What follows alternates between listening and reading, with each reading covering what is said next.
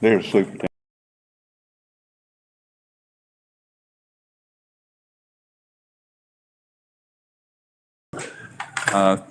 Both those of you who are here in person and those who are joining us remotely, thank you for taking time to join us and to review policies. And Mr. Bobby, if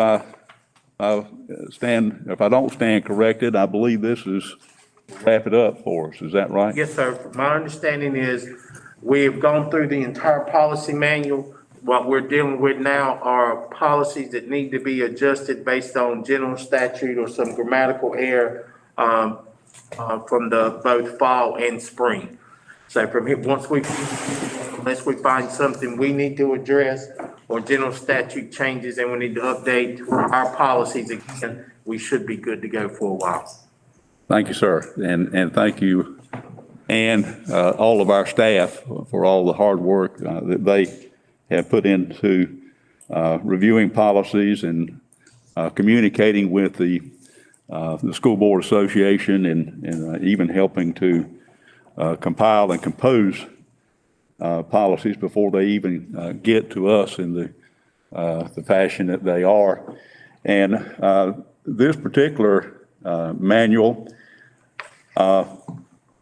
does not actually call for revisions. If you notice in the chart at the very front of the manual, normally in the manuals that we have already perused and reviewed, the column to the far right will have revisions that are written in red. And as I went through the manual myself, of course, there are some paragraphs in red, but those paragraphs, and Mr. Bobby has confirmed this as we've already spoken, that they reiterate or confirm what we have already reviewed in previous policies. They are very often, the language and the construction is very similar, if not verbatim. So we should be able to move through these fairly quickly. We do want to have an opportunity to address any concerns or questions. That's why we're here. And before we get started, if we may, let's have a word of prayer. Merciful God, we thank you for another day. Thank you for the beautiful sunshine, and as we have shared earlier, the snow that has come on days previous. And Father, we know that you're in control of it all, and we thank you for each person here and their place and their work within our school system. And certainly we want to do what is best for our students and our staff in all that we consider and in all that we do. And we pray this in Jesus' name. Amen. Mr. Chair, members, if I might, I just, Dr. Burnett, today is day 100 of this academic school year, and what a blessing. The good Lord's kept us and through that, but today is day 100, correct? We say thank you to everyone who's been involved, to our parents, to our students, to the board and that support. I will say this, time flies. Amen. Amen. Day 100, that's well, unreal. And that is a worthy noted benchmark. And I might add, again, the work and the insight that has taken place to make sure that our students get the best instruction that they can under any and all circumstances. And I have been impressed as an educator and as a board member with all of the effort and work that has gone into benefiting our students in all ways. Mr. Bobby distributed an additional page. I'm sure everyone, or at least I hope everyone, has the additional page on class rankings. Everyone have that. Thank you, Mr. Bobby.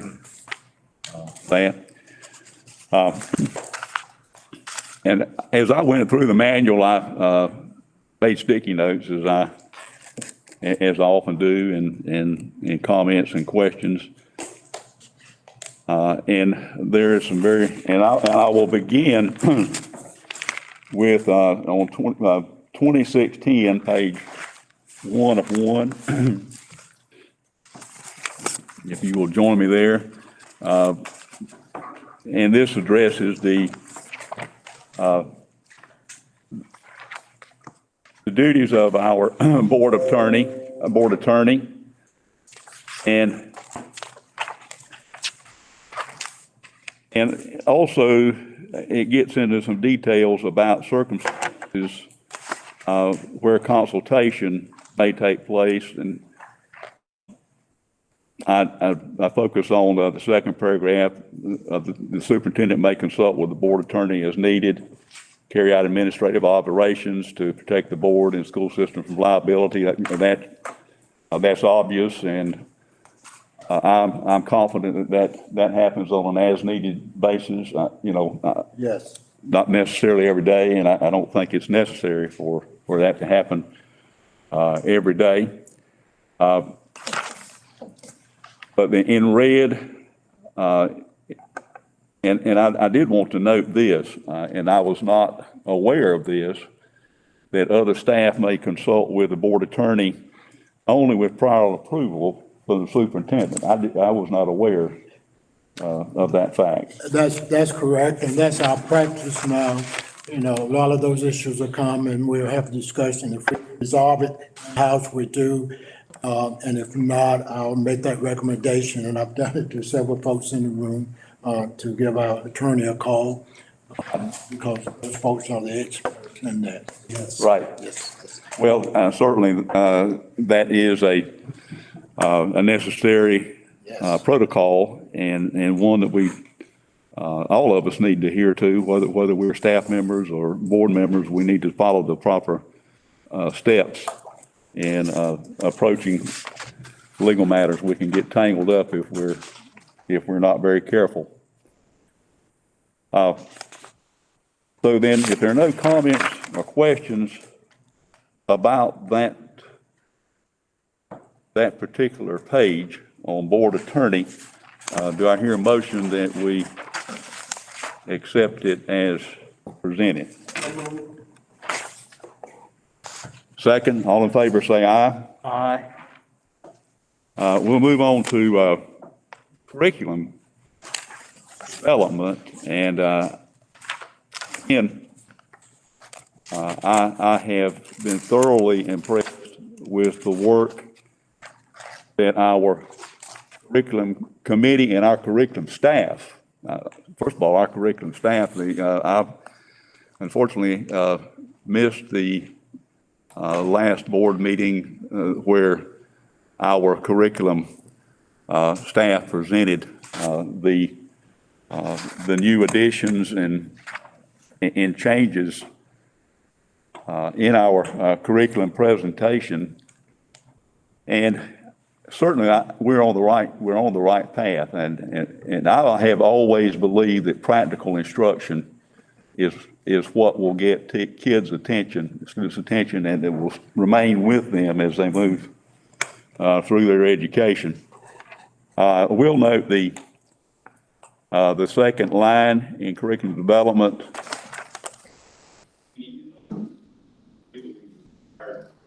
Resources to the foundation, of course.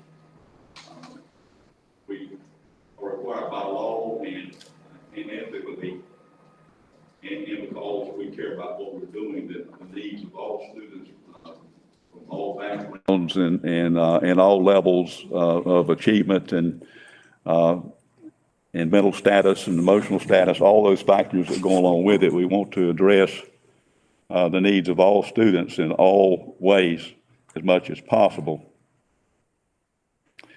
And just moving on down, and of course, just interrupt me if there are any questions. The last statement under B on page 1 of 2, the curriculum committee shall ensure that the curriculum continues to be aligned with the current statewide instructional standards.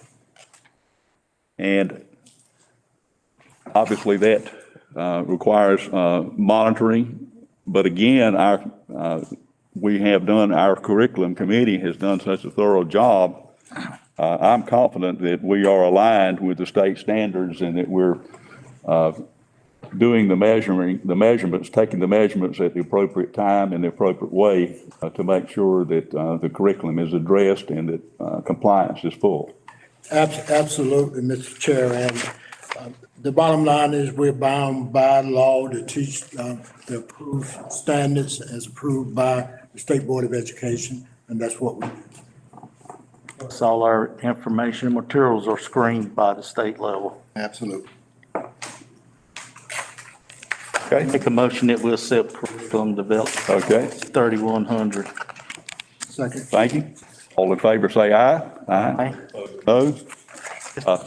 If you Yes, sir. could, I would like to, apologize, I'd like to bring us back to the 2310. Public participation at board meetings, public comment, section B. I'm just wondering if we need to add, emergency situations like we're in right now, like the pandemic. It says, each month, a part of at least one regularly scheduled board meeting will be set aside for citizens to address. That's saying we have to do that. Do we need to indicate unless certain situations will not allow? And you know that, I'm sorry I skipped over that in starting, but that is very timely. As we know, the recent article in the Robertsonian that addressed the opportunity for citizens to speak at board meetings.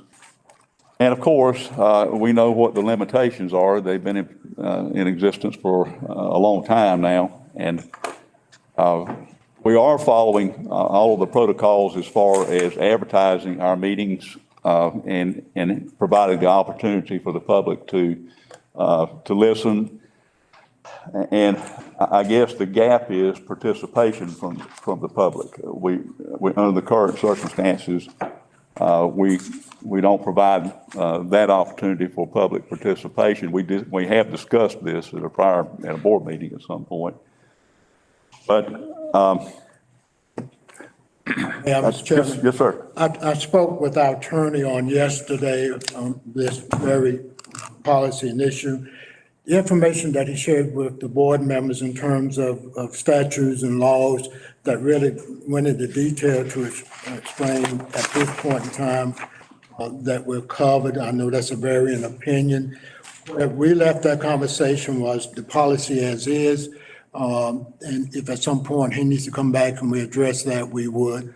But what he said and shared in terms of all those, remember those different laws that he sent out, that we are covered and that we do provide that opportunity through. For public comments. Right, on that. We provided a section for that. Right. But I asked him, do we need to address that in our regular board meeting? And he said, I would recommend that we not do anything. So good. And Mr. Chair, if I can add to that, a lot of these policies as we move forward, remove a lot of those COVID conversations that we addressed previously at the beginning of the pandemic. So that is the reason a large majority of these policies are in here. To go back and remove that COVID language. Okay. I'll reflect on, in part, what the author of the article stated, that person believed that there was a double standard in that we were, and I don't want to misquote the person, but that we were having school in person, but we were not having board meetings in person in total. And I think that was the basic premise that where he was coming from. But I think that the realm and the configuration of school from day to day and board meetings there are differences there that have to be taken into consideration. And I think that the board attorney addressed those thoroughly and efficiently. I thought. Absolutely. And that would always be my recommendation is that our board attorney is advising that we follow that. Yeah. That's his responsibility to make sure that we're within the law, and he feels like we are. He cited multiple statutes. He did. So I think we can rest assured that we are proceeding according to the law at this time. Thank you, Henry, for bringing us back to that.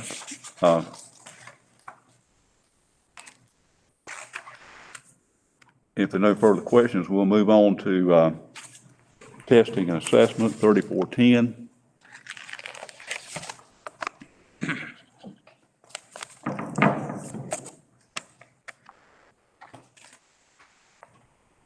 I have a question, and I think I already know the answer, but do we have, as part of our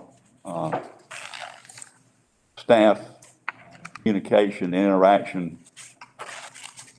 with an advisory team as to construction of test and assessments?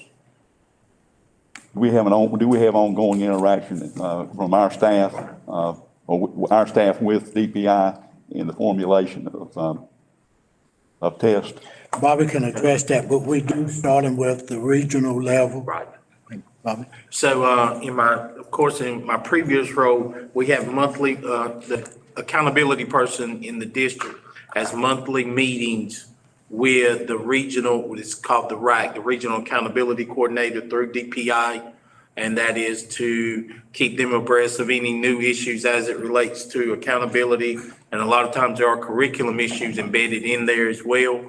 But there are monthly trainings that our accountability person participates in as a requirement through DPI.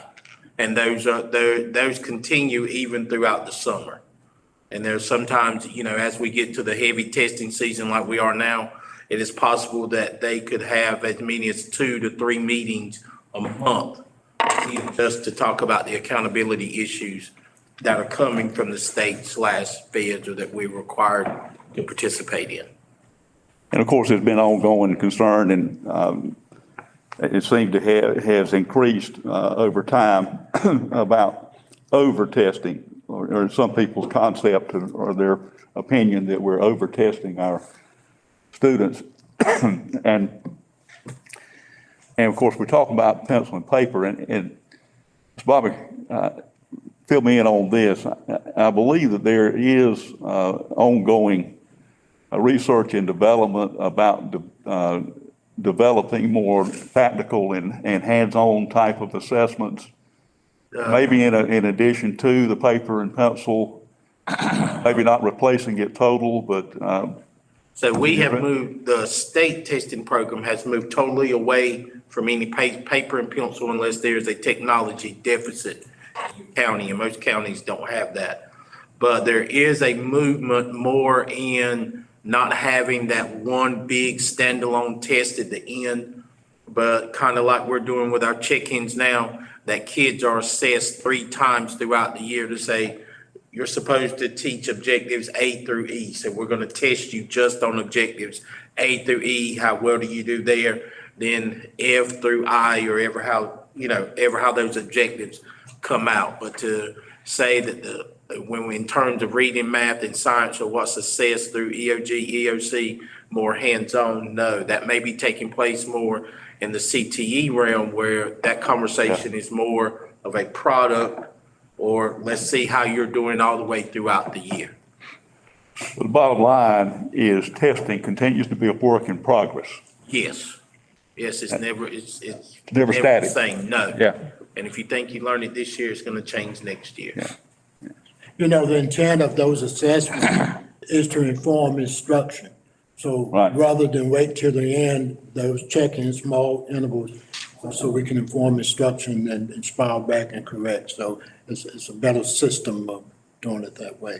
I do, Mr. Chairman, want to mention that it shows the interventions that we're doing. Thanks to our ESSA fund, we now have those individuals, Melissa, help us in every building. And because of those funds, we were able to employ people that historically we really didn't have funds to do.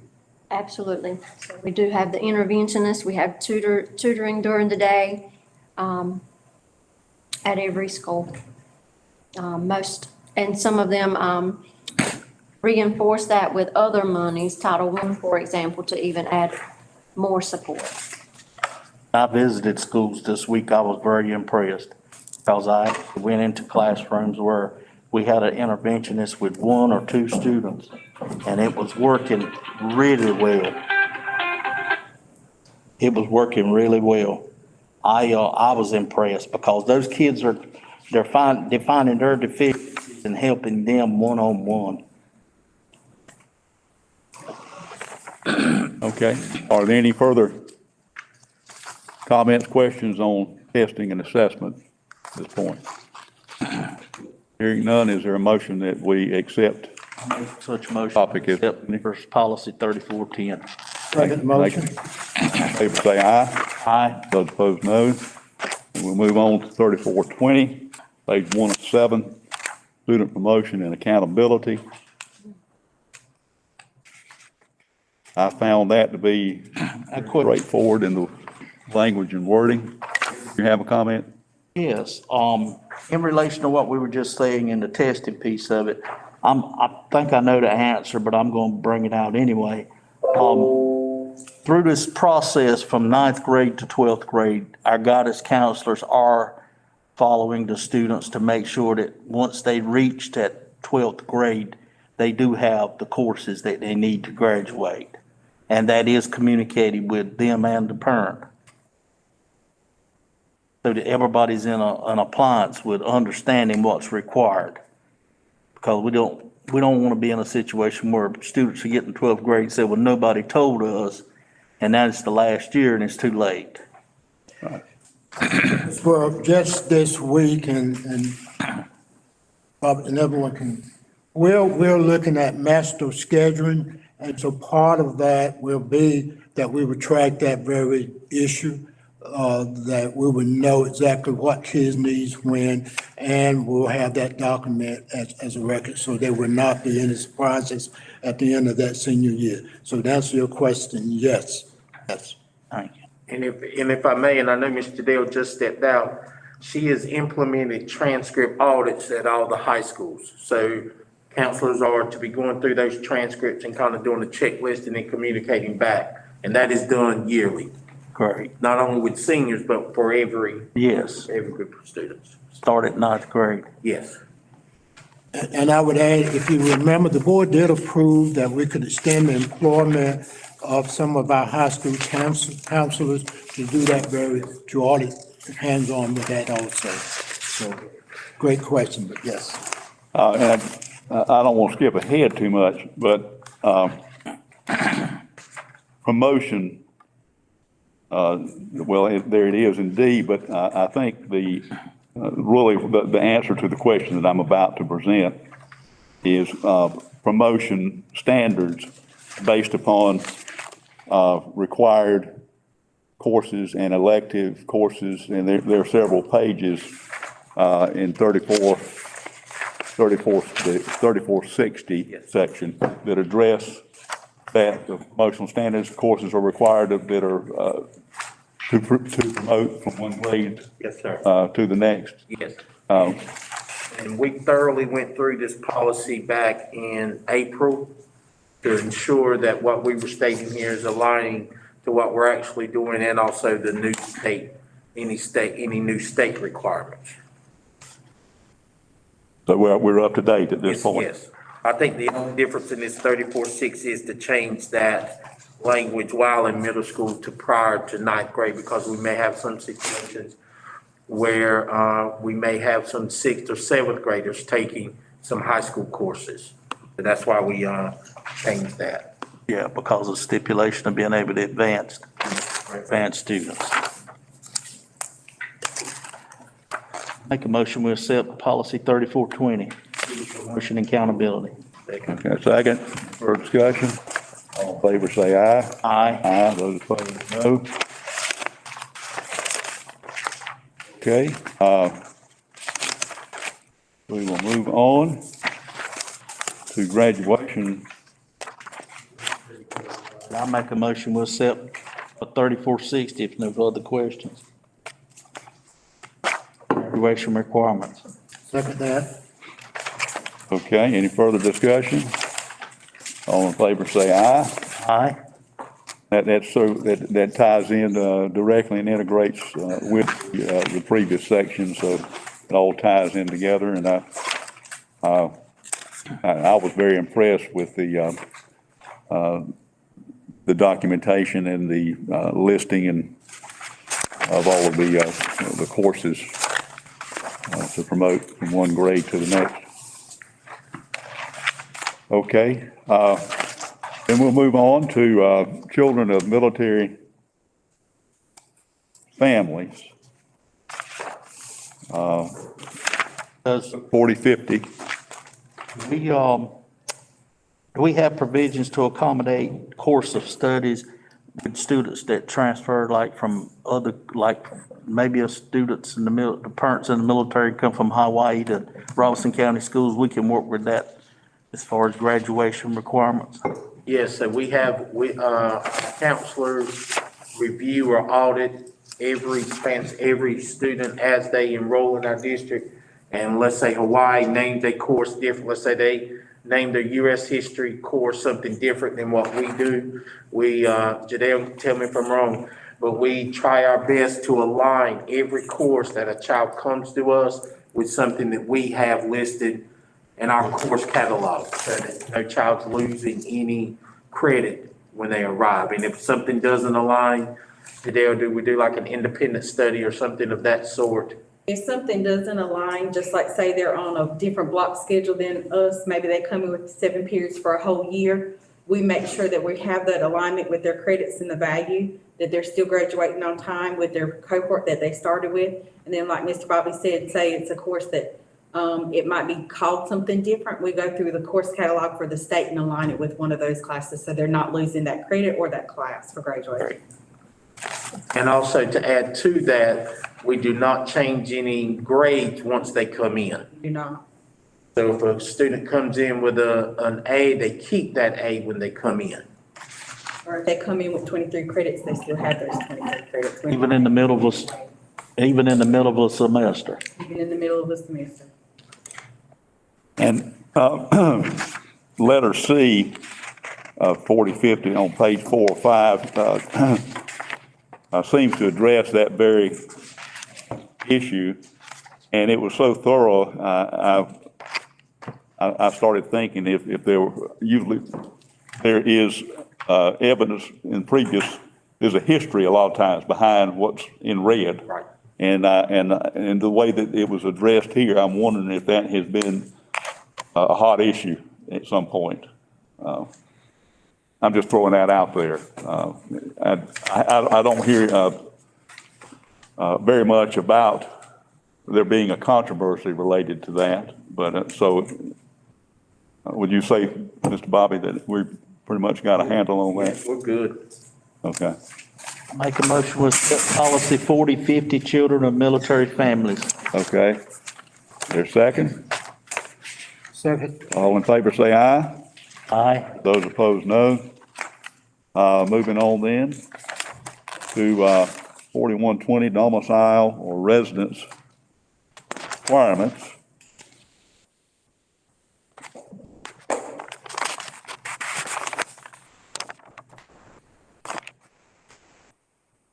I'm not sure how to address this, but I know in some schools we are overcrowded. And I've heard not only one principal, but several principals say, if we would clear up who's in district, who's not, then we would be okay. But some parents identify that they want their kids to be in certain schools, whether it's for academics or extracurricular like athletics. and they will assign their child's address as a sister parent, grandparent, or something like that to be in that district, instead of going through the proper procedure of being approved out of district. And I have from experience and you use the word parent, so let's stick with that because that's where a lot of it stems from. Exactly.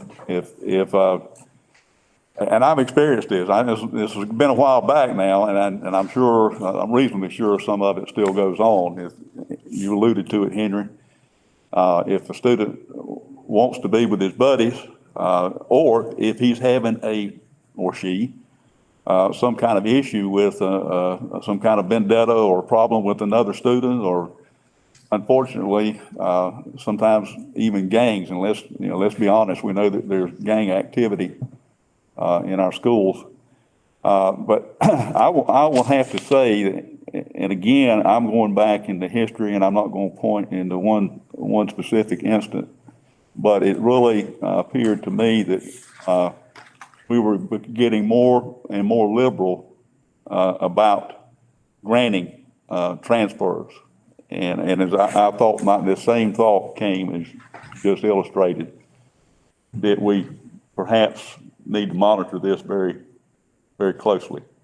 Well, we could easily put a burden on the school, and now we're holding a principal responsible.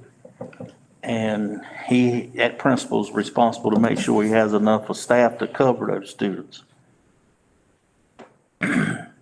So if I may, Mr. Chair, now, for transfers, that process closed in the summer, and we have not opened that process up. Now, in previous years, I believe that was a rolling process that took place every month. So we have not, at the district office and through the board, have not approved any transfers since it may have been our August meeting.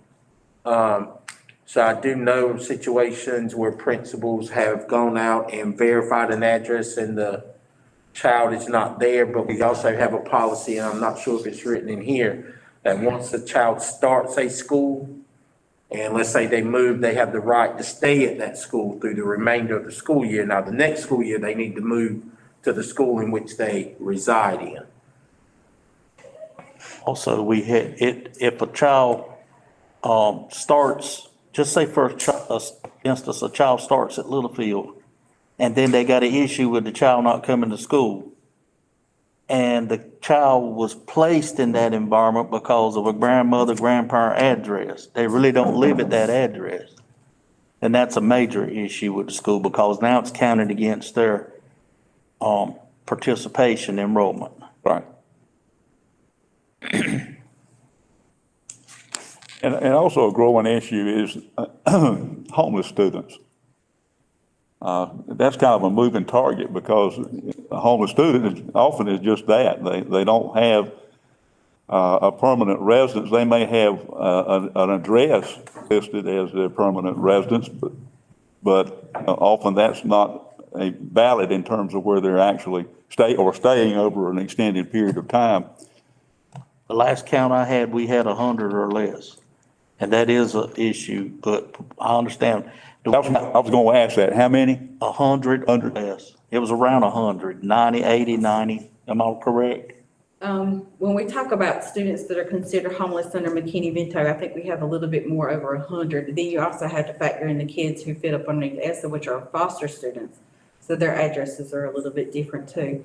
But on the fact of a student that's considered an unaccompanied youth, which is what a lot of times we classify them as, if they enroll with someone who says that I'm going to be a part of that child's life, so it's fixed, adequate, and regular as a resident, then that's where it fits into this category. So that's where they're stuck for the rest of the year into that, because the person has come on their behalf to say that I'm going to take care of that child, which would be considered some of our homeless students, but not always homeless, but unaccompanied, meaning they don't have a parent or anybody in their life that would help them with the enrollment process.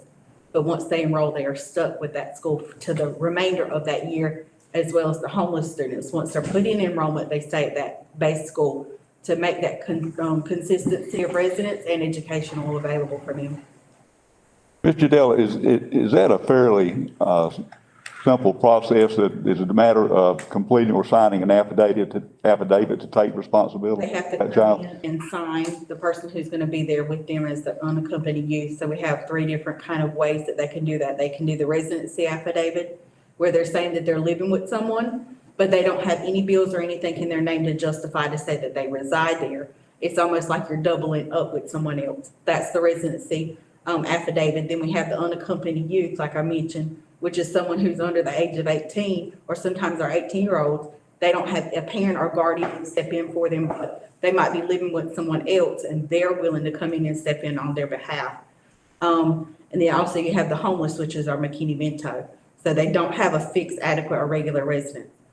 When you said something about sports and participation, if you sign a residency affidavit or unaccompanied youth, you don't qualify for athletics. So that kind of is a hindrance for them being able to go, because if you do the residency affidavit, you're not able to participate in athletics.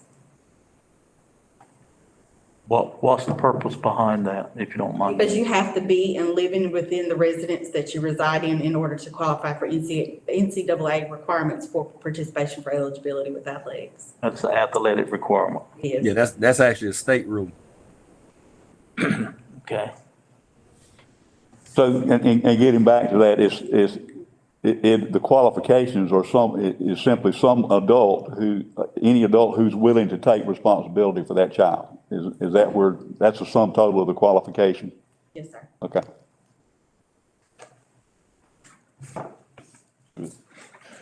Okay. And let me add too, for our homeless students, if they're placed, we have to provide transportation to the school of their choice. We cannot use that as a barrier not to keep them in their home-based school wherever, correct? Their school of origin, to trying to make sure their academics and their education's not impeded. So wherever they started is their school of origin, they're supposed to remain there. So it'd be consistent through their educational.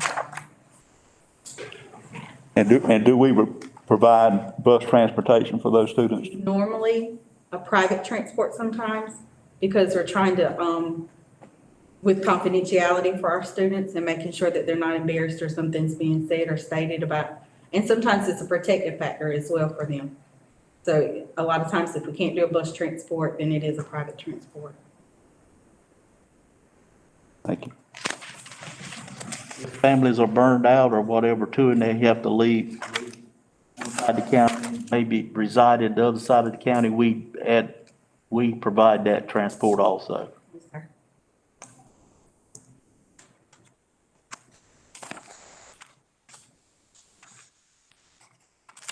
Okay, and then,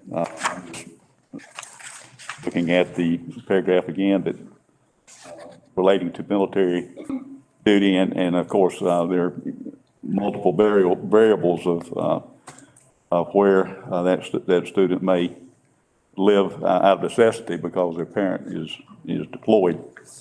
And that seems to cover the basis with that. Are there any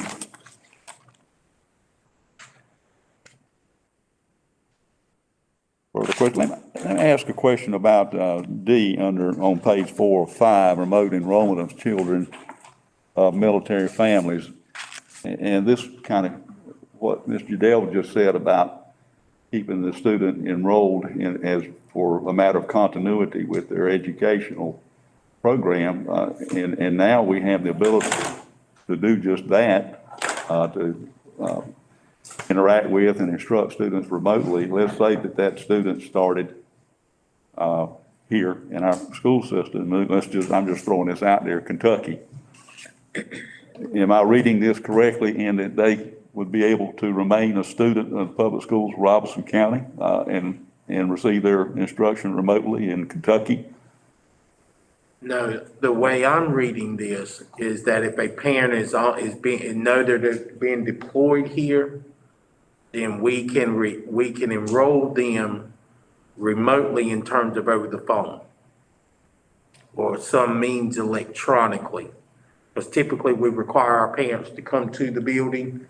And the way I'm reading this, and if you look at the notes, this is part of general statute as well. That's the reason it's been added. But the way I'm reading it, it does allow us to enroll a child prior to the family, military actually residing in our district. So the child don't lose any time. Yes. Prior to, but in the event of a transfer, Yes. there'll be null and void. Is that right? Right. They would have to enroll They would have to within enroll. that system where they Yes. would then be currently residing. Yes. Okay, gotcha. Or virtual may come in for a couple of days or so. I make a motion to set policy 4120 dismissal or residence requirements. Okay, Second. all in favor, say aye. Aye. No. All right, we'll move on to 4150, school assignment.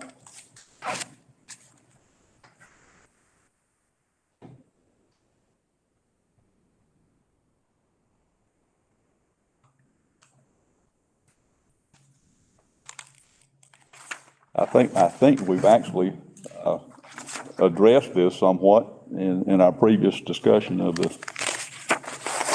previous topic. And again, focusing on the language in red in accordance with the following standards. Students admitted on the basis of domicile, students accepted for discretionary admission. Someone define discretionary admission. I see it says students who are accepted for discretionary admission under policy 4130.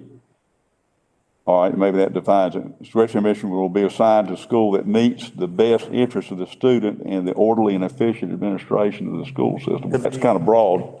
It could be a deficiency that our school doesn't have the most, or should I say, certified person to take care of that child. And we have a sister school that can do that. So would this Just like they address students with special needs, you could fit into that. but not limited to that. Right.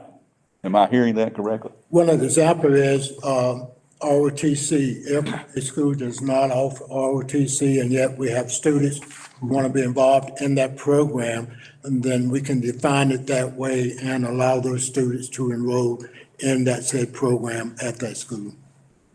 But I think from what I've seen and explored, we've done a great job in making resources available in whatever school that child is at when it comes to EC issues. Because we have got a lot of assistance and a lot of focus from the state level in the last couple of years on that.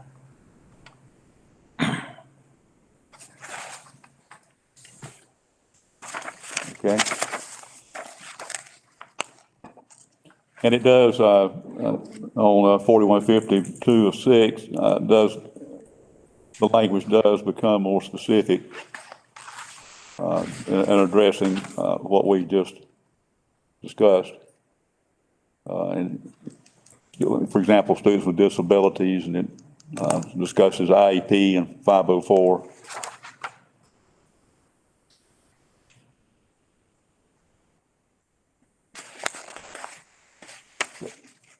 I want to throw out a question here. Do we have schools, and I'm just by the very nature of the distribution of our student population and the size of the schools, you're going to have some schools that have more students with special needs than others. Now, when that happens and there's not adequately trained personnel to accommodate those students, that's when the transfer policy that we discussed previously is in place and is enforced. Is that happening to a degree, Mr. Bobby, where there's such an influx of students with disabilities that there's not adequate staff to adequately educate those students, and there is need to reassign them? Is that happening? So within the IEP meetings, if the school cannot meet the specific needs of that child, that's where the IEP team would step in and say, we have a program at school B that will meet the educational needs of this student, and we will move that student there. So we do have schools throughout the district that do have students from other schools who attend there because that school is better equipped to meet their child's needs. And we see that a lot, probably with self-contained classrooms, and then we're obligated to provide the transportation part of that as part of that IEP, they'll write it in. How about extracurricular activities, like if a student, for example, they're really into band, I'm just throwing that out there. And their school, maybe they come here from another district and the district in which they're living, that school does not have band. And I'm just using that as an example, it could be something else. Is that taken into consideration if they say, okay, since you're a band student, you're really interested in band, you've proven that from your previous school, we're gonna give you the latitude to.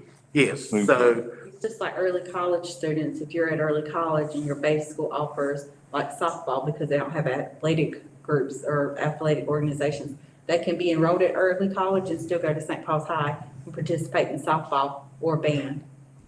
I think there's wording in here too that gives the superintendent leverage to work with those students. Well, that's good to know that it's flexible and it's a fluid policy, that it's not ironclad. I make a motion we accept the 4150 school assignment. second. All right, all in favor, say aye. Aye. Opposed, no. Unsafe school choice transfer. This gets into a long list of definitions of what might contribute to an unsafe school. And obviously, some of them are very, very serious. Yes. I don't think that we have a large number of these kinds of events taking place. And there is that, I mentioned gang involvement. I think all of us know who Leon Burden is. He is very much into helping to hopefully eliminate eventually gang activity. That's just one factor. But obviously, if there's been a situation where a student has even had a close call with any of these events, then that necessitates some action. Clarification on this policy, and help me, Bob, but we do not have any school designated as persistently dangerous, and that's what this policy, that is the reason that we will allow a student to transfer out if that school meets that definition. And to my knowledge, we don't have any at this point. That's correct. Do we ever have any issues with stalking? I don't see it listed here. Stalking. Cyber part of it. Cyber part, and then again, our principals, if it gets to a point to where it becomes activity that's happening on a school computer, a school device, then principals are allowed to discipline children at that point. But we also have Gaggle that assists us in trying to track down some of that activity as well. Does stalking need to be a part of this procedure? And I believe all of these that are listed here are coming straight from general statute, those that we have to report. Yeah, they're not listed because we've had these. Right, it's not listed as our choice. These are all made reference to general statute. Right, stalking would not meet that definition of a persistently dangerous school. Only these items listed now. And again, help me, that is over a 2-year period. Yes. I think of how you meet that. So while we're dealing, and Jason may want to address that stalking part of that, what they're doing, but it would not cause a student to transfer. As far as addressing stalking, as far as what? I mean, I know normally, like I said, like I got a gaggle alert right now on the thing on from a student. And I'm hoping the guidance counselors get it. But like I said, we just monitor everything that goes through. Now, I have had in the past a kid who was having a trouble at another school that was administratively placed at St. Paul's High School because of fear of whatever. He got beat up in the bathroom or something. But I mean, that's very few and far between. I don't see gang activity listed. And I don't know that that's a major problem in our school system, but it exists in our society, even in our local community. And I do want to clarify what Jason just said. As we look at this policy, if a school meets that definition, then we cannot say no to parents and students that want to transfer out. In the case that Jason, he just shared, we do try to work with students in some cases, but he said administrative place, which means we all agree, but we have the right to say no. This policy says if you're persistently dangerous, then you cannot deny students that request to transfer. But we can make that administrative decision for whatever reason, but we can also say no. Yeah, because that young man actually got sent back also like about a month and a half later because he came over here and did some stuff. That's correct. And I think that's an important point because there can be a difference in a real threat and a perceived Yes, sir. threat. Yes, sir. Or Thank- contrived, something, in other words, a student uses this as the excuse to get what he wants. And it may not be real at all. That's correct. So that it's important to be able to distinguish between what's real and what's not. Okay. Superintendent has the leverage to make those decisions under other policies also. For that reason, I'd say, I make a motion to approve 4152 unsafe school choice transfer. Second. All in favor, say aye. Aye. Those opposed, no. Okay, move on to student behavior policies, 4300.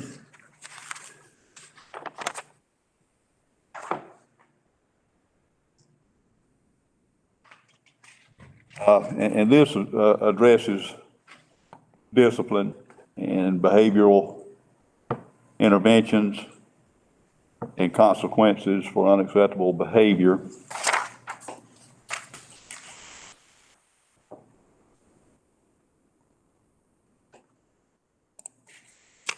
At one time, and I dare say it's still an issue,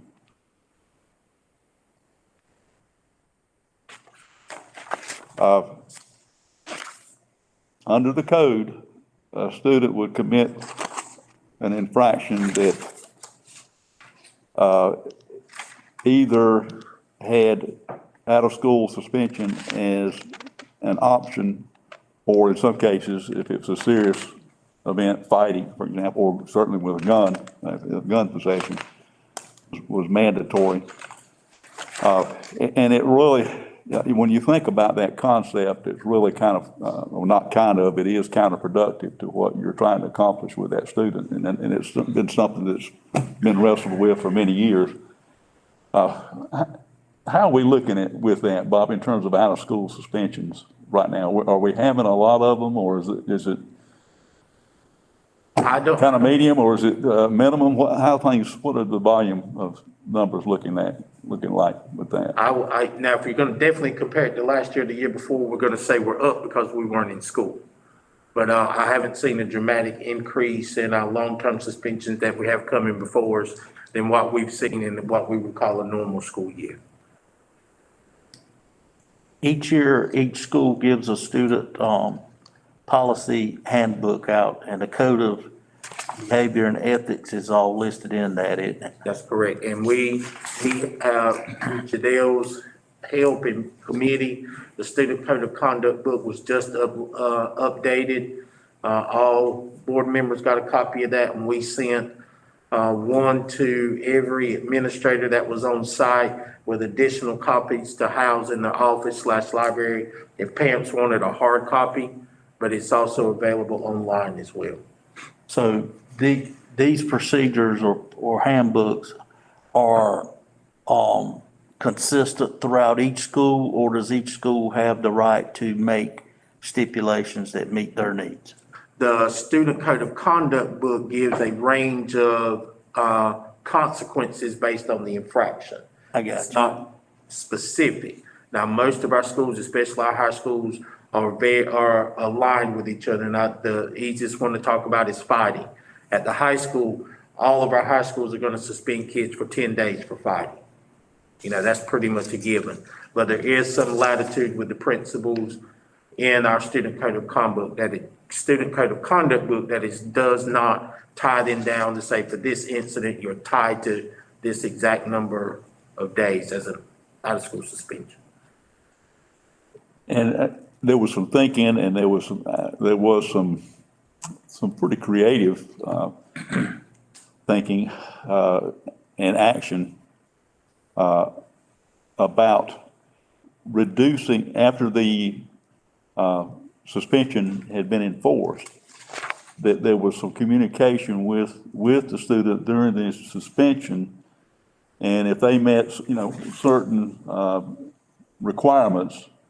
And the administration was convinced that they had a change of heart and were really sincere about changing, the number of days might be mitigated or reduced even in the middle of it. Right, and that is, Yeah. the biggest one that we would think about would be in terms of our possession of drugs and alcohol. So, I do know that some of our principals start with a 10-day suspension, but if the child enrolls in a prevention program, then they may reduce that to 3 days. I'm hearing a lot about, paraphernalia being found in schools now, such as, vaping tools. To me, that's a new wave. How do we incorporate that into this? The principals that have brought it to my attention have addressed it in terms of drugs/alcohol/cigarettes. So they've addressed it in that manner. Okay. Bobby, we would also add with our long-term suspensions now, because of technology, our devices, that kids continue to be connected to daily instruction, which is a major upgrade from what we used to have to do. And I think that's a plus. And then also on this policy, student behavior policies, we need to mention that whatever the constitutional rights are of students, they do not lose those rights because they're enrolled in a public school. We can never violate that.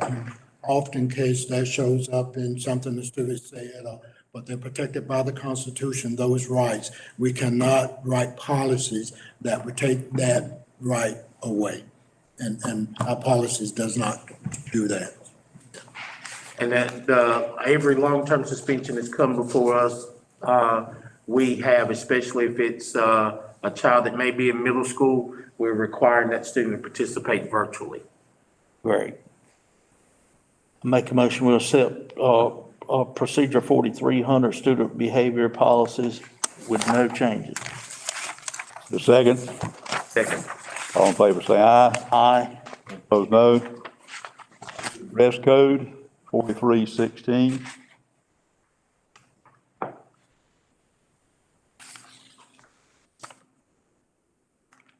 What is considered substantially disruptive?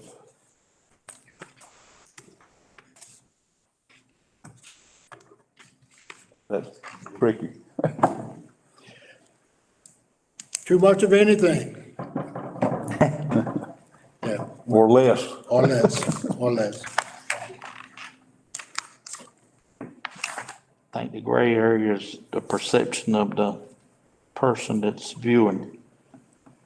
So does the principal have latitude to deal with what he deems to be Yes. inappropriate?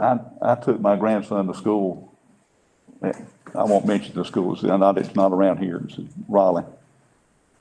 And I was floored by the way some of those students were dressed getting out of the cars. It was cold. And if you get my drift, it was a cold day, and some of them were literally half dressed. So we're already in full. What we considered, I say we, back in the day, as taboo, now seems to have become acceptable in a lot of cases. I think in a lot of cases, and I've always said to building principals, you have to realize something, what you just said. The parents purchase the clothes, the parents know the child, how they dress, drop them off in many cases, and so we have to use that knowledge in terms of how, and then in the policy, by school to really address in terms of what's acceptable, what's not acceptable. But you can really spend a lot of time and you can never really enforce a dress code policy because then the issue of our employees and some concerns around that. I think that broad definition of, and I've always said, I was always governed by what the Bible said, decent and, in order, but there's varying definitions of what's acceptable, what's not acceptable. Right. In a bill, and we just said, nobody can be too revealing. Mr. Chair, I like, item 6, where it specifically states that, sagging pants is prohibited. Amen. Amen. Realize we had it so specific. Face paint is prohibited.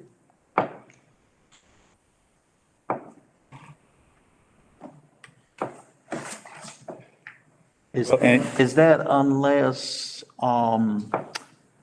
unless it is a, cultural month or something that would, is there some stipulations to allow to show culture? No. So unless, I would say unless they're part of a ceremony or celebration that they would be participating in.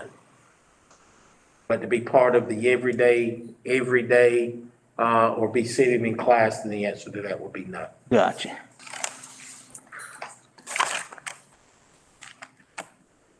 And page 1 or 2 does address with some specifics, a lot of specifics actually, which I think is good. Does this, I know this says specifically student dress code, and I haven't explored to see, do we have a faculty dress code also? And I don't mean to throw you a curveball. It's I think it's very very vague, broad. yes. It's very vague. And I believe it uses the term should dress professionally, I believe is what it said.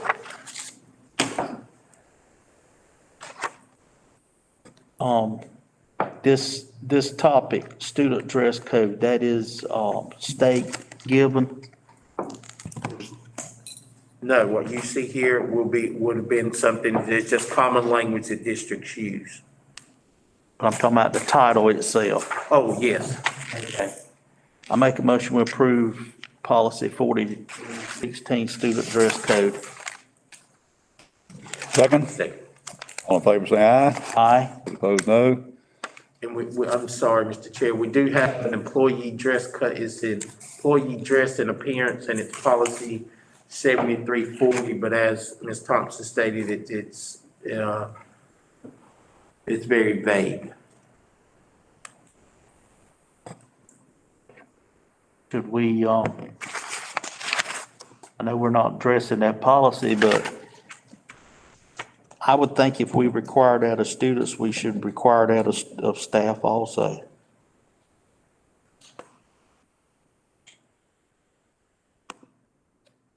And so the policy read, in terms of guidelines, should be general, neutral, may authorize the principal department supervisors to develop specific dress or appearance, may authorize exemption from the guidelines for employees performing specialized duties.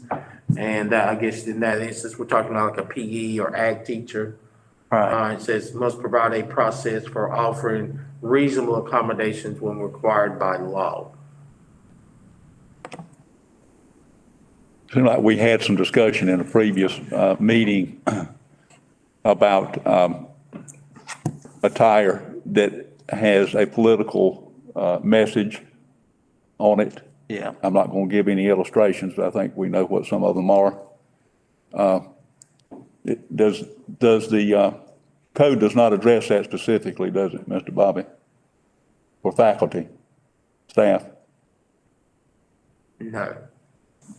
And, So then in absence of a policy prohibiting, could that be interpreted that it's permissible? No, sir, because we have a policy that refers back to making political statements while on campus. Okay, that covers it. and 4316 does, cover vulgar, obscene, indecent, or lewd gestures, on, attire.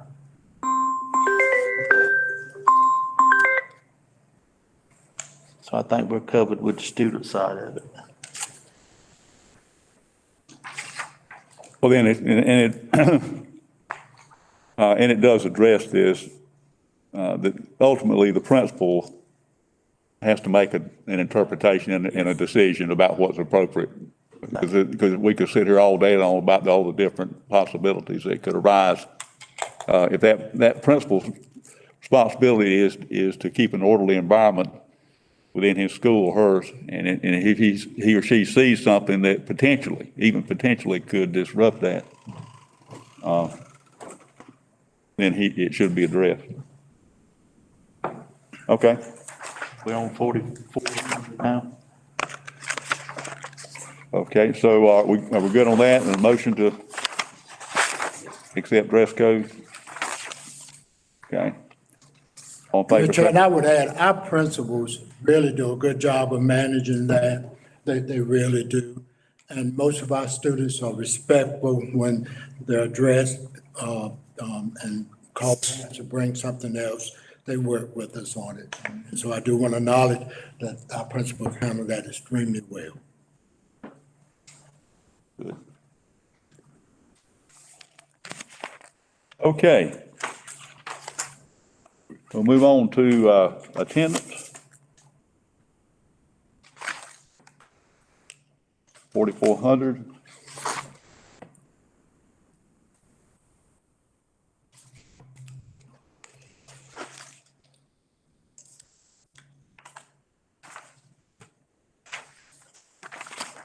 How are we monitoring attendance in our virtual environment? Same as we're doing as in person. Our YDS, social workers, counselors, if a kid has been approved to participate virtually and they are not logging on because it's not just complete the assignments, our language has been, and understanding has been clear. We expect you to be in the Google class every day. And so they're doing the same thing with those students as if they were in person. So the teacher will mark that student absent if they are not logging on, and then we will follow our normal procedures for attendance violation. Parents have a responsibility also, right? Correct. The virtual application states that up to, I can't remember the grade level, it may be grade 5 or 6, that an adult needs to be in the home with them. You know, students need to be appropriately dressed. We went through all of those through our virtual application.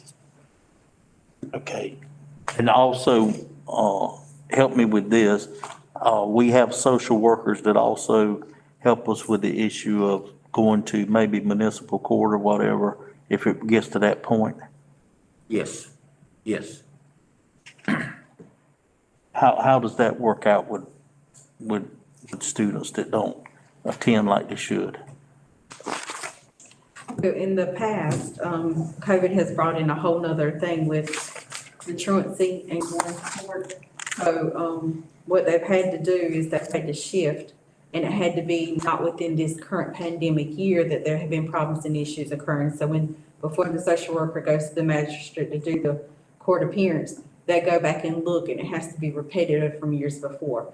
But now, since we're in this from the past couple of years, they can look at the past 2 years and see what the attendance has looked like. When before last year, it wasn't that way. So they've been able to look at it, make sure that it is in truancy that we're looking at, not just something that could have been an outside factor that was hindering their education. And Jadelle, if I'm not mistaken, and I'll add the piece before I ask Jadelle a question, we are currently going through an audit of our attendance policy that is being required by the last General Assembly, and they're looking at all of our attendance policies. But Jadelle, the question that I want to ask, that truancy issue, we're getting that directive from the district courts, correct? So that directive of not just saying, look at this year, make sure it's historical, is something that we're getting that directive from the court. I noticed, just say for, instance, there is a valid excuse for reason for, an absence, such as death in family. Do we obligate so many days, or is that the discretion of the principal and the parent? If I'm not mistaken, it's at the discretion of the principal sometimes in regards to. Okay. It has been, and if kids can participate virtually now because of a lot of, happen across borders sometimes, family members. But, it's 3 days, if I'm not mistaken, is the general, and then from there, they have conversations about what needs to happen after those 3 days. And so we're sending attendance letters Every month, 3, 6, and 10 letters are done and sent out, and this year, we've implemented an Excel spreadsheet so we can monitor at the district, so I can see every one of the schools. When they send out the letters from August until now has been put into the Excel spreadsheet, and then from there, I can go to the tab for the particular school, so I can see the student number, what interventions have been done, and then where they are with that court piece. Before we go to court as our last option, have they put in a plan, an action plan with that family and sat down and talked with them to say, okay, well, what's the root cause of the absences, and can we resolve this before we have to go to court? and that old definition of excused, unexcused, because one will help not to deny credit, and the other one, we can deny credit based on attendance. And so that documentation is critical, and I'm assuming that's still in practice. And I remember, and I keep going back to my experience, but there was a process by which students could make up days, and that was pre-pandemic days, of course, where there was an after-school program where they could stay after school and be engaged in academic work. And I don't recall what the exact formula was, how many days after school, time after school, equivalent, 1 day and so forth. There was a formula, but that's not going on right now for obvious reasons. So.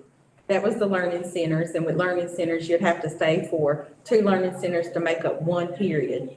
And we don't have that we haven't practiced that. Right. Jason, can you share with us what you're doing as a principal to address attendance and that makeup time and makeup work, please? We have Saturday Academy every other week. We use that. Some of the teachers, we allow them to use if the kid stays for after-school tutorial or our learning centers. We have those Monday, Tuesday, Wednesday, and Thursday. Math and science is Monday and Wednesday. English and history is Tuesday and Thursday. But just as far as staying on attendance, like I said, social workers, teachers, everybody's involved. My social worker, she makes calls on top of calls every day, staying on with those students. And Mr. Barton. Ms. Troy, it's elementary, and then Mr. Barton is middle school. Can you share what you're doing in your schools, please? Yeah, I can go ahead and share. First, I have an excellent social worker, and we treat our virtual students just like our face-to-face students. So when they're not logging on or not completing assignments, she's making those calls to those parents and doing home visits, just like we would for our face-to-face students. Of course, we don't have the learning centers. We have tutoring after school to help those students make up assignments, but we'll be starting Saturday school as well very soon to help bridge the gap for those. But I think the key to the success is staying in contact with parents and reminding them every single time. So Miss Annette calls every single student every day that's absent. And that takes a huge part of her time, but there is I didn't know my kid had missed the last 4 days or 5 days. So, and then also just making sure our teachers are consistent with getting that attendance in so we know exactly who's not attending regularly. And our letters go out. She has them on my desk to sign. The time I give her back some, I feel like I'm signing them again. I like to see them personally because it's just stuff I keep in my head. So when I run into a parent or another situation, I can say, oh, by the way, hey, he's an attendance issue because I've been signing those letters. So we keep those in the mail as well. Same thing at the elementary level. We are making those phone calls, keeping in touch with parents. As far as those absences are concerned, we just sent out our last letter with our report cards so that we know we didn't have to mail them out. Parents could get them with that report card. And so we've been getting calls back about that. We do have after school tutoring in place as well. Thank you. This policy also, Mr. Chair, points out in section G, if a student is absent from school 4 days in a semester, the attendance committee will consider whether a specific plan to improve needs to be put in place. I think it's pretty much clear. I make a motion to accept policy 4400, attendance. Second. All in favor, say aye. Aye. Those opposed, no. Motion passes. On to student records, 4700.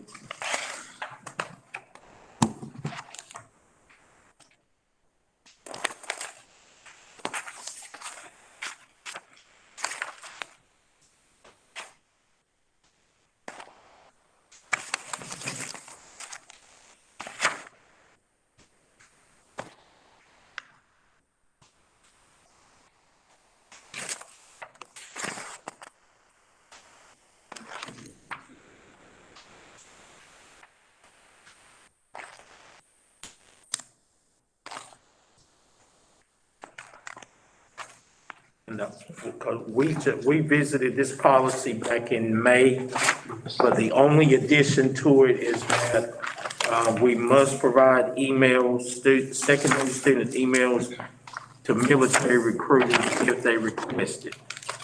And it's part of if you look at the notes, the National Defense Authorization Act. Hey, that was going to be my question. You just answered why that was the case. I remember. And when you think about it, there is some sound reasoning.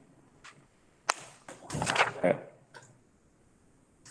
recollect us going into this one in detail because of the Privacy Act. No other questions or comments. I'd like to make a recommendation to approve policy 4700. I think it does thoroughly address all of the aspects. So motion's been made that we accept policy 4700 as presented. Second, all in favor say aye. Aye. Aye, those opposed, no. All right, we'll move on to surveys of students. And I had a question, who is allowed to conduct surveys? You know, in our environment today, I think about how many robocalls I get every day, and I'm sure I'm not the only one. There's to use an old expression, there's every Tom, Dick, and Harry out there that wants to get in to environment X, Y, and Z, which includes the schools, to promote their wares, their products. If they're enlisting, military obviously is legitimate. I think this addressing this topic is well-founded because a lot of things can sneak in the back door that shouldn't be there. So to address that, we have a research committee that before any type of research is done with our students, that committee would give it a thumbs up or a thumbs down. Super.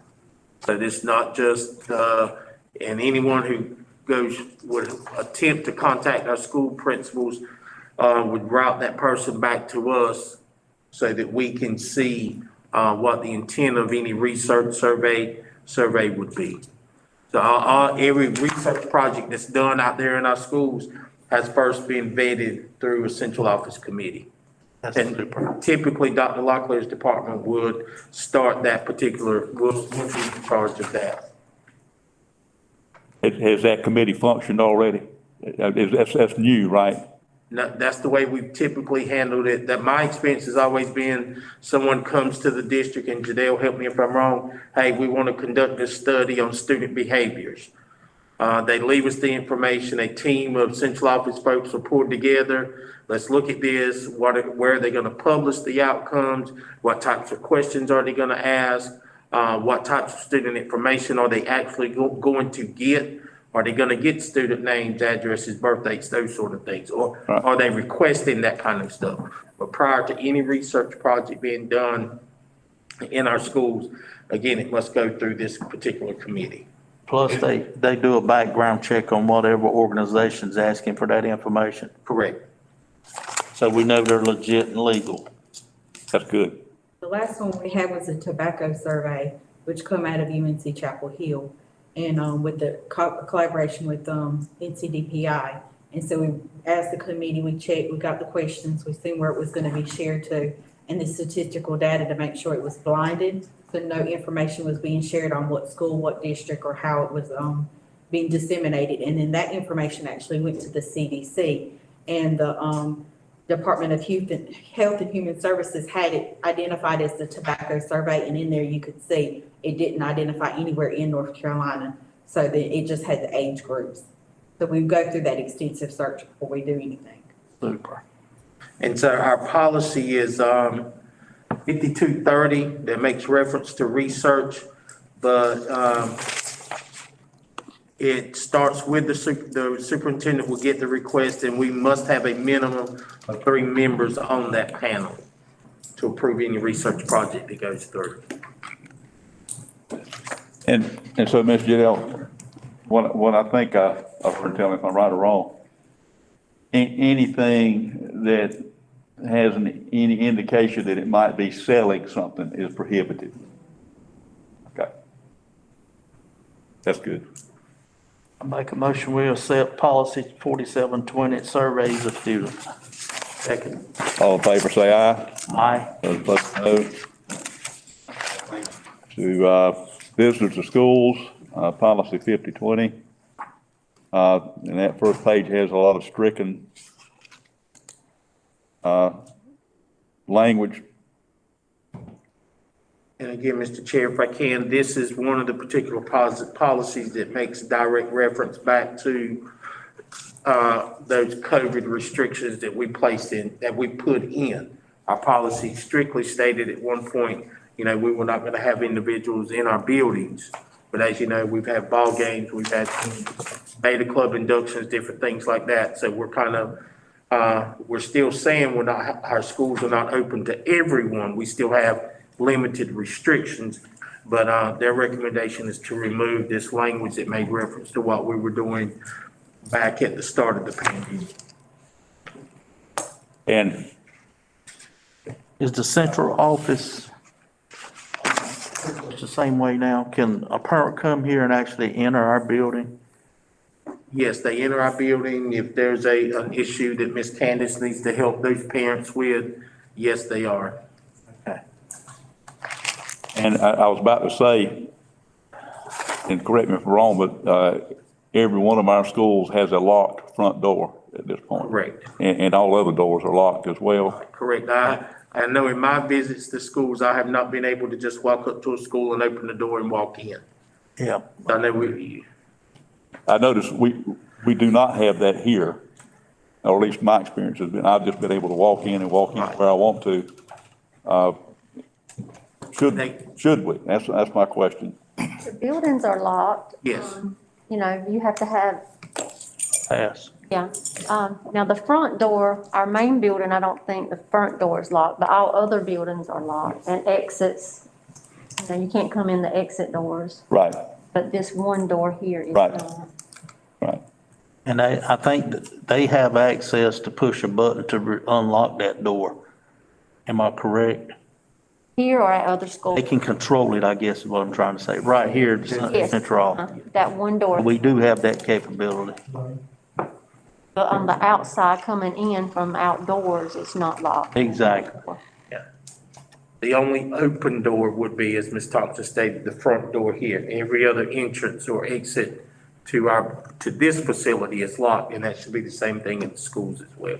Well, I'll just give a personal instance. I came in the other day and I always who's there at the desk, and you know, I'm at the point now where, hey, how you doing? You know, and that's it. But let's say, for lack of a better term, a stranger walks in the front door, and he just keeps going. You can't, it's locked. That glass door is locked to the hallway. To the hallway. Yes, sir, to the hallway, that Oh, I glass got door is you, locked. I got you. Yes. And the So secretary. as far as anybody could get would be the Right. reception area. Okay. In the office, right? Yeah, they can come see me. They got to get through Candace. Yeah, they can put me first. I wouldn't want to tackle either one of them. Okay. Is in agreement, I make a motion to set policy 5020 to the schools. Second. All in favor, say aye. Aye. Opposed, no. Sex offenders, 5022.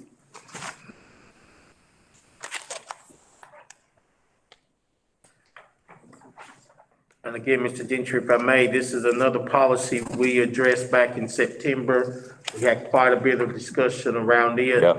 And in looking at the notes, all of these changes are going back to general statute and reinforcing or tying all of our language back to general statute.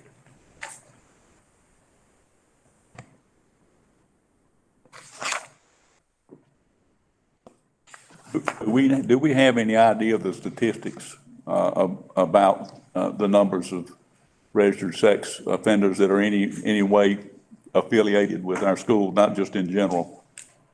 Do we have, well, I don't guess we have any statistics along those lines, do we? Not that I'm aware of, no.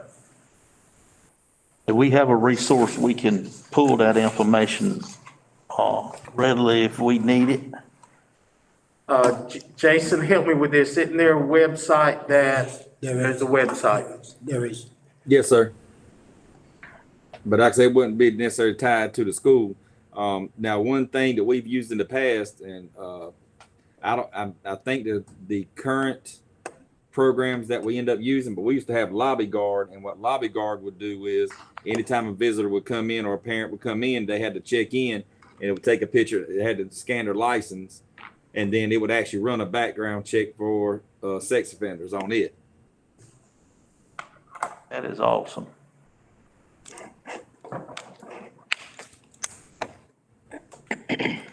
So Jason, to your knowledge, are other schools using that or? Well, you they know? purchased, and help me out, Jadelle, what was that new program y'all got this year? Identikid. And I does Identikid do that same thing? It has the features, if I'm not mistaken. I have to look and see. I had, to be honest with you, I don't have an answer for that if they do, but I have to check and see with Identikid. But I thought it does. Because I know they don't have to scan their license, and the other one, what they did is they just scanned the license, they had the information, and then and that's how they did it with the lobby guard system.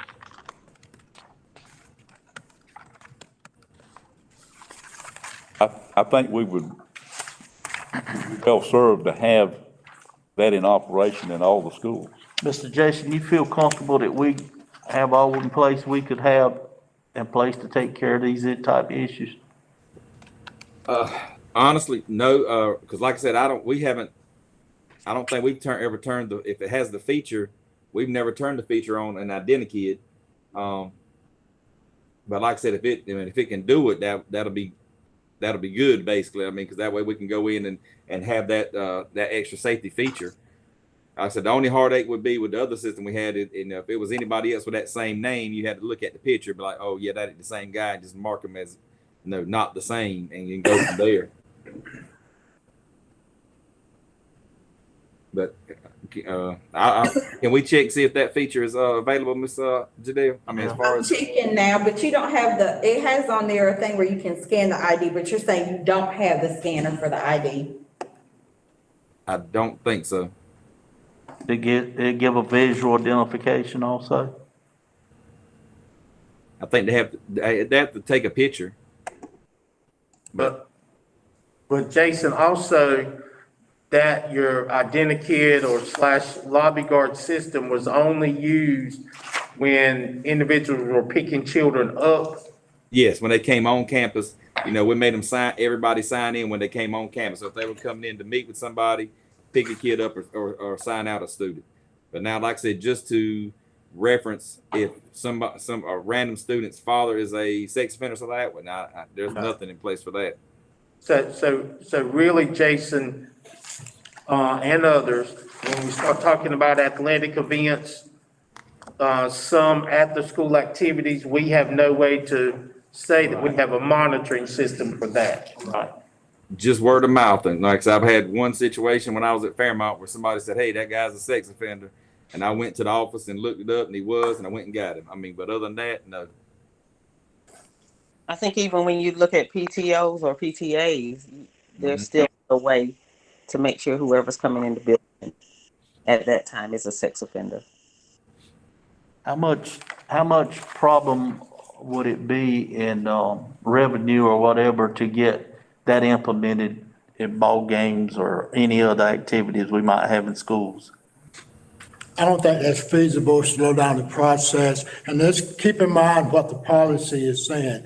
It is the responsibility of that registered sex offender to notify that they are registered to do that. And then the best course of action is word of mouth.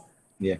Committee members telling us, and so very seldom do we not find out that somebody is registered. And you have that problem more with folks coming out of state, is where it really shows up. But it's their responsibility, law enforcement, we charge them once we find that out. So we can spend a lot of money, and it, still, word of mouth is the best way that I've seen to help us with this. Principals may say something different, but. No, that's the best way. Just like with that guy we were talking about there, when we went and got him, he was charged and he was given the policy, given the law, and it was point blank. It is not our responsibility to go seek you out. It is your responsibility to let us know. Right. So. And this does apply to voters who come where there's the schools often are used as voting sites. I guess, if we doesn't have any instances where any problems occurred, then it's not an issue. So I guess my question now is, have we experienced any problems with this? Sex offenders creating any issues? I haven't been made aware of any. Okay. Just, sometimes violation of the law, you can't be but X number, Right. bus stops where it show up a lot. But again, communities are great about notification of that. If we have contractors, it's their responsibility to make sure there's not a registered sex offender on our campuses working with that company, those kinds of safeguards in place. But historically, for me through the years, it's never really been a major issue. Make a motion to accept policy 5022, register sex offenders. All in favor, say aye. Aye. Opposed, no. All right, move on to use of facilities. Mr. Jeffrey, if I may, this is another one of those policies where they asking us to remove our COVID restrictions. Okay, that was going to be my question. I knew we had a moratorium on this for the last however many months. So now this is being removing. So now a legitimate entity or group can fill out an application, not will be approved. So even through the pandemic, we have still kept our partnerships alive with our recreation departments. Very limited, if no use has been accepted outside of that. But now private use for private party is not acceptable. Yes. If this moves forward, we are allowed to do that at this point. Do we have in this policy, who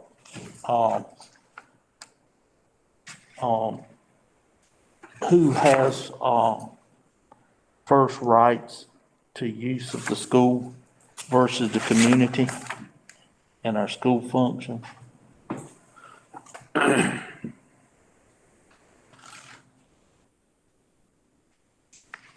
To clarify, Mr. Burrow, you're saying if the school has something scheduled on Saturday and then a community person wants to come on Saturday, who would get the building? Yes. I would think that would fall to the school. Okay. And I'm referring to the sentence in red in the first paragraph, any use of school facilities that disrupt school activities or damages school property will not be permitted.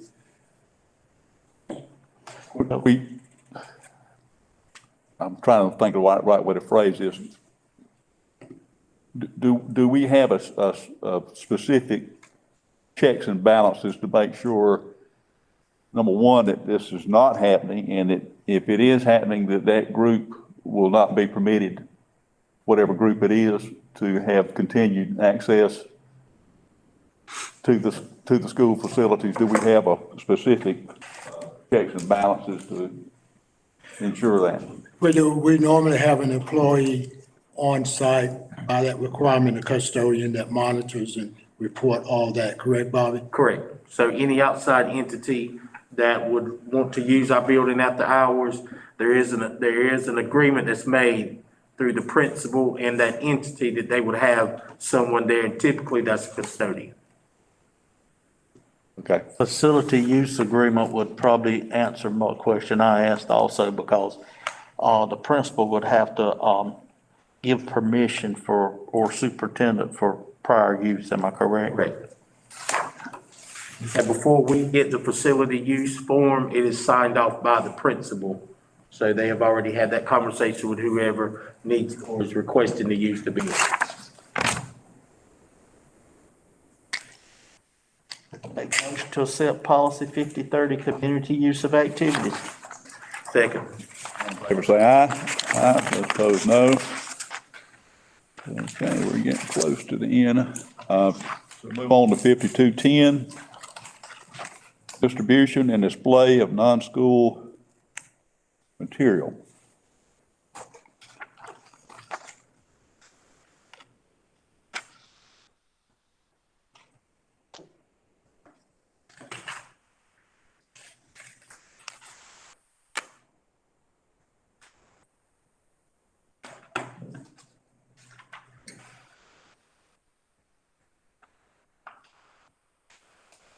I see the paragraph that addresses political signs, which obviously is probably one of the main types of signs that would come into consideration here. That they have to be on the right of way. And sometimes there is different interpretations about what constitutes the right of way.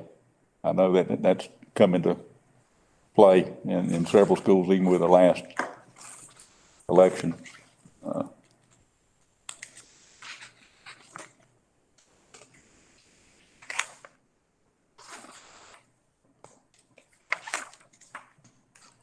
And it does give the time frame which they must be removed, or can be placed, and when they must be removed.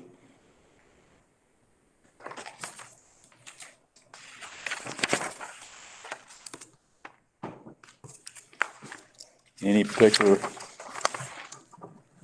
issues, discussion? Pretty much. Seems to be pretty much straightforward to me. Yeah.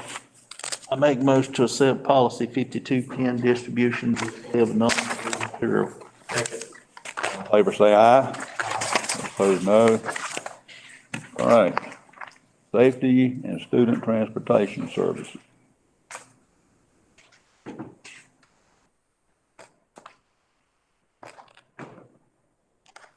And Mr. Gentry, if I may, this is a policy that they did not remove anything in relation to COVID, but instead added. And this is going to align with our mask policy of students wearing masks on our transportation, so in utilizing our transportation services. And that is still being strictly enforced. Do we have bus monitors, digital monitors on every bus now? I knew we randomly had them. Not on every bus. We are exploring that option to include a contract that would provide us cameras on every one of our buses. But everyone, right now, the answer is no. And radio so that we can communicate faster, find kids, all that stuff. Correct. I know, and I understand too, we had some situations that those monitors really paid off for us. Yes. It's expensive, 1.6 million. 1 point, Wow. right. If we were to do it today, it'd be about 1.6, so you know. I make a motion to set policy 6305, safety and student transportation service. Second. All in favor, say aye. Aye. Opposed, motion passes. Use of student transportation services.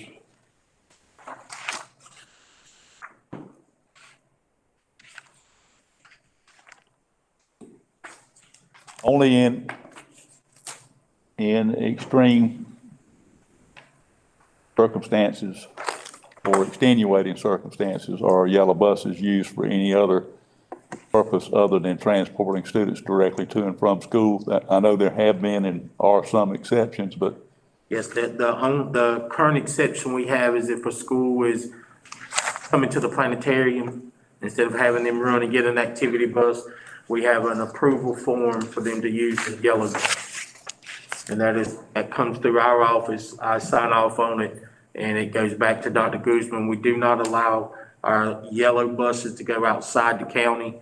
So for some reason they want to go to Fayetteville, they're not allowed to use a yellow bus for that. those are fairly few and far between, aren't they? Yes, and most of them, like I said, are like here to the planetarium, or it's gonna be our elementary schools that don't have an activity bus on their campus. Or a field trip. Field trip, like I said, within the county. Bid account.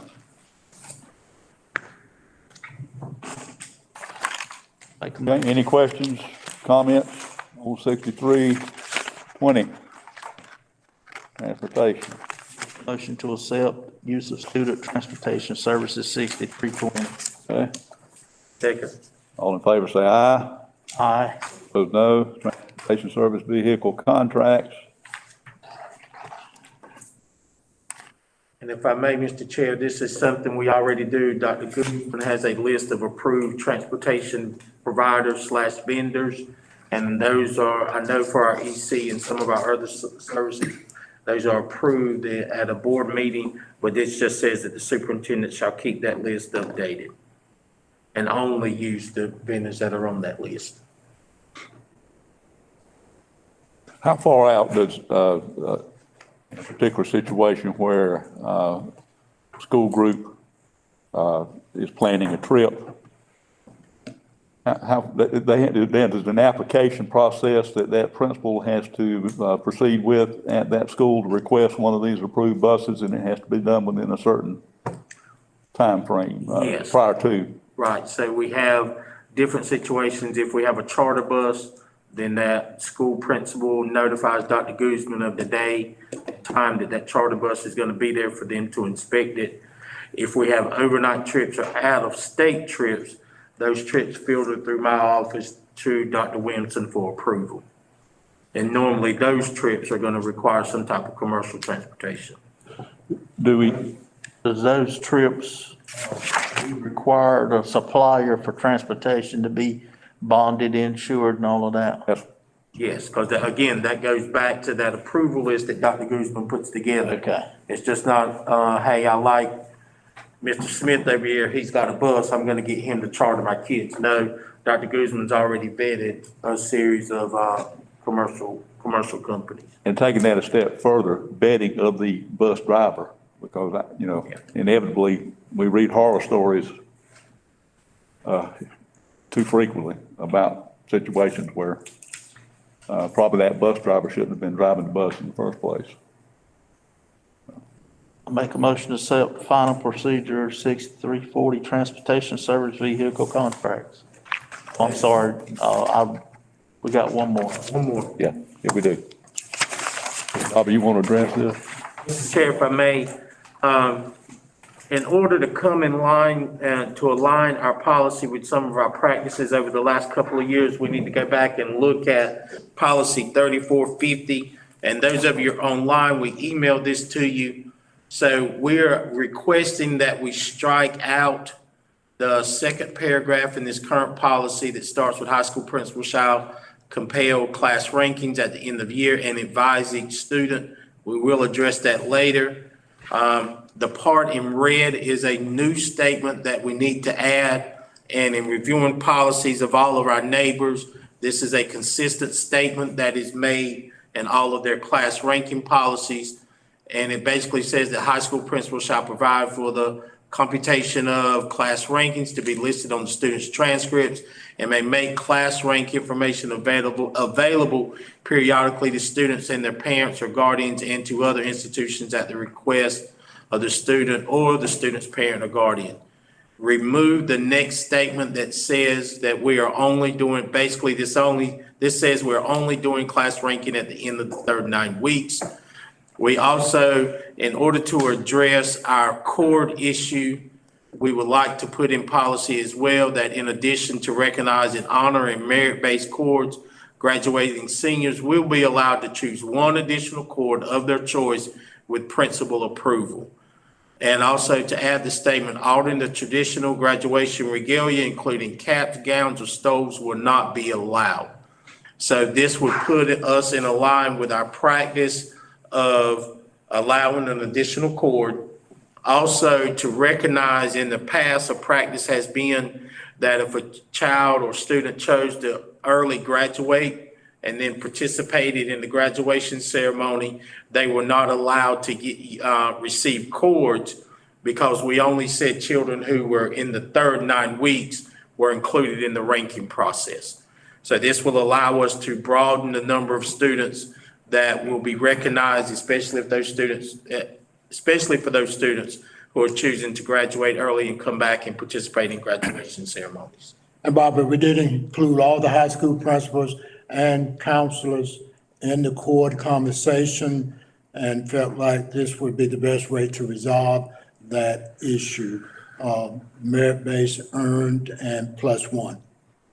Okay, for clarification, you say altering the traditional graduation regalia. Does that mean, and to me, when you say altering, I see that maybe possibility coming up. What is altering? Altering would be where I take my cap and I paint a design on top of the cap. Or add a feather or something like that? Yes. Or if I come in and add a flag, and I think we've had couple of incidences across the state, and Jason, you may want to speak to yours as well, where kids had sewn a flag to the back of their gown. Well, he didn't sew it. What he did is he had it in his pocket after we said, no flags, no this, no that, just the traditional. And he put it, when he got up, he got in line and then pulled it out of his pocket and threw it over his back is what he did, and walked up there with the flag draped around him, which would go back to alternate, which would still be considered altering the traditional graduation regalia because you couldn't see the other stuff. If that occurred at St. Paul's High, Mr. Suggs, I'm gonna put you on the spot. How would we address that? Honestly, it happened last year. And by the time he got up, by the time it was seen, we didn't do anything. Because honestly, and I even told the superintendent this, and I wasn't going to be on the front page of CNN where somebody videoed me not giving the boy a diploma on stage because of that. We've kind of figured out this year what we're going to do, because we're going to have to go back because UNCP said they couldn't guarantee us using their facilities there. We're actually going to go, instead of just going around the back of the chairs, we're going to walk outside and just hopefully if somebody tries to do it there, we'll have somebody there in place say, listen, you can either go ahead and give it up or can't get in line. I'm sorry, and try to do something, but we're not going to do anything that's in front of 2,000 people that would, bring a negative light to St. Paul's or public schools of Robeson County. Now, do we need to have some form that students sign off that beforehand that they understand this policy and they're held accountable to this policy? And so, sorry. And so what we have done in conjunction with Mr. Dale, all of our language that we have in our policy, we'll transfer over to all graduation documents that are shared with students and parents. So everything's gonna be in line. That's the reason we're asking for this policy, because some of our practices, our language and our practice didn't exactly align with our policy. So now our policy will align with everything that we publish and say in print for parents and students. Hey, Bobby, Jason- excuse me, Dr. Williams, I apologize. I just had one quick question. Now, Bobby, just for clarification, we've taken out that we're going to do everything in the third 9 weeks. When are we going to do the cum laude? And we've always done it the third 9 weeks.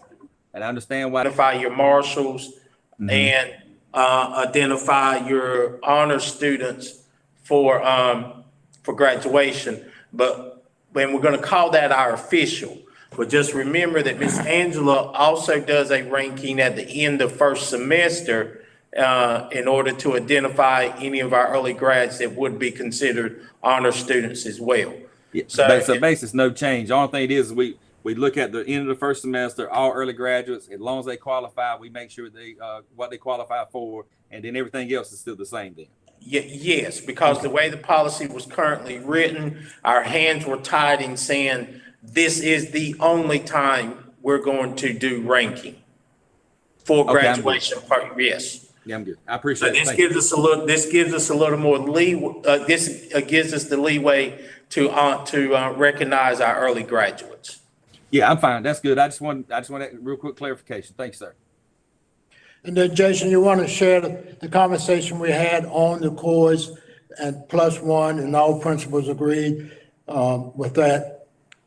Yes, sir. Basically what we talked about was, all of our courts are merit-based, and some students, even though they may have had the opportunity when they get here, something might have happened, and then they don't get a cord.